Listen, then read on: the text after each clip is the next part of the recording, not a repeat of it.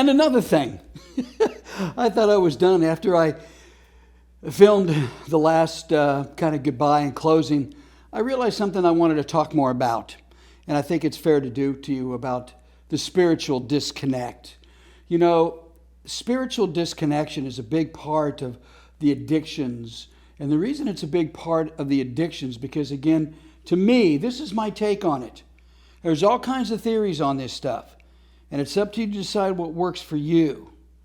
Okay, but this is my take of someone who's experienced and gone through a recovery process and have looked into myself and figured out what's going on with me and the emotions. An addiction is a distraction from not dealing with an emotion that's very painful. Sometimes you don't even know what it is.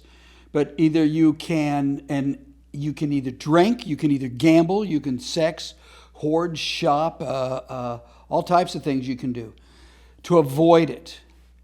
Or you can do what I did, which is get involved in chaotic relationships. That's another way to distract from dealing with yourself, by getting involved with other people. But once you do that, there's a spiritual disconnection, and here's why I say that. If you look at a higher power, which once again I choose to call God, if you look to a higher power, you're getting out of yourself. When you are so involved in yourself and you just want to please yourself and do all these things for yourself, you're too involved in yourself. You're not pulling back and looking at the greater good of the world.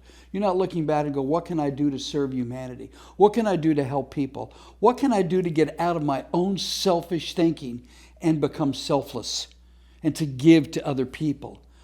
That's the godly part, what we want to get to. When we realize, why am I doing all this stuff? Why am I hurting myself? I can do things that are good for people, good for myself. That's the spiritual disconnection that I didn't really get into the last time we talked, and I want to get into now. Now, the other thing I want to get into is alcoholism a disease? I don't think it is.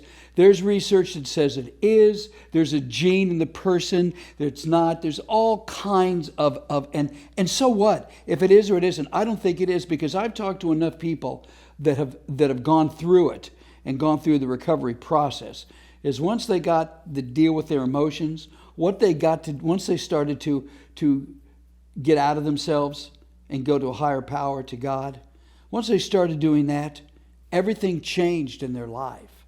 Everything changed in life because they weren't so consumed about themselves. When we're so easy to say, oh, it's a disease, well, that's just part of me, I was born with it, and you don't take responsibility for it. That's where I was getting to with that. I just wanted to clarify a couple things yesterday. I didn't want to redo the whole thing because I thought it was quite good. But I wanted to do this little clarification. Thanks for indulging me. Thanks for listening to the classes. Thanks for remembering why we just have to laugh and get out of ourselves. Because when we get out of ourselves and we start helping other people, that's where we're lit up. You know, we can either be turned on or we can be lit up. Our feelings turn us on. But when we do godly things and serve humanity, we are lit up. And that's what really turns us on to get through our recovery and to deal with our emotions. Thanks for letting me chat with you again. We'll talk soon. See you in another class, okay? We got some good ones coming up. Check them out. And we've got some ones we've already done.